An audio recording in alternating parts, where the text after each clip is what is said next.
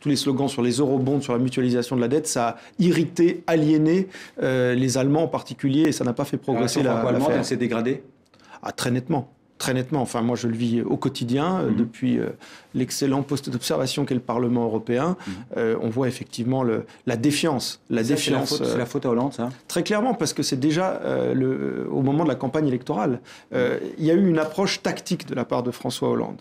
Il y a eu une approche tactique et assez politicienne, en jouant le SPD. On ne se mêle pas des affaires politiques intérieures de l'Allemagne. Merkel avait fait un peu le contraire. Oui, elle avait apporté avec un Nicolas Sarkozy. Très médiatique. Mais François Hollande, il doit se projeter sur la durée. Il est là pour 5 ans.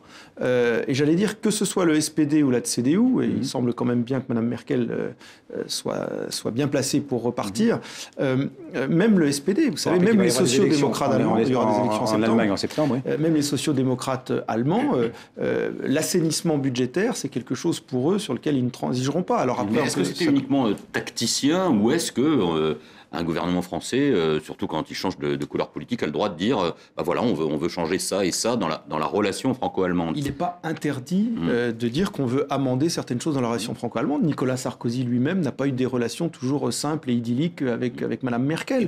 On peut se dire les choses. Ouais. Simplement, il y a un moment où il faut faire aussi la part des choses entre ce qui est de l'intérêt politique domestique intérieur à court terme, tactique, et puis ce qui est de l'intérêt européen et de l'intérêt c'est sans doute toute la question qui se pose dans la gestion de la politique des États vis-à-vis de l'Europe depuis 30 ans. Oui, mais on a été, pour ce qui est de la relation franco-allemande, on a été là encore dans le slogan, dans l'incantation, que ce soit sur la renégociation du traité, que ce soit sur la fameuse politique de croissance, le pacte de croissance, les fameuses 120 milliards.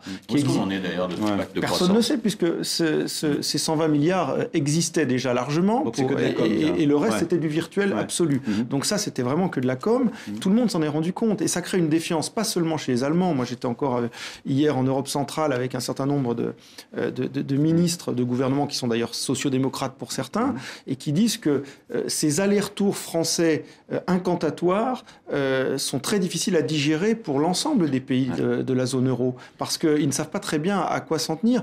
Tout le monde voudrait de la croissance. Madame Merkel le dit très bien. Elle dit, mais la croissance, ça ne se décrète pas. La croissance, ça se crée. Et ceux qui créent de la croissance, malheureusement, on peut le regretter, c'est pas les États sur un coup de baguette magique. Ils ont quelques instruments, mais c'est relativement limité. Donc la croissance, elle se crée, elle ne se décrète pas. On a l'impression depuis plus d'1 an maintenant que François Hollande est dans l'incantation pour décréter la croissance.